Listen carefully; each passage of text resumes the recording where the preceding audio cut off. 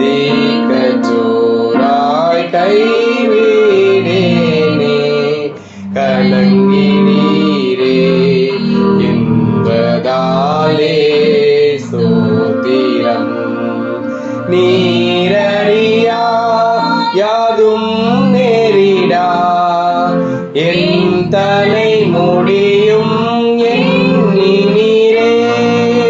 நீரறியா யாதும் நேரிடா என் தலை முடியும் எண்ணினீரே. என்னை மறவாய் இயேசுநாதா, உந்தன் தயவால் என்னை நடத்தும்.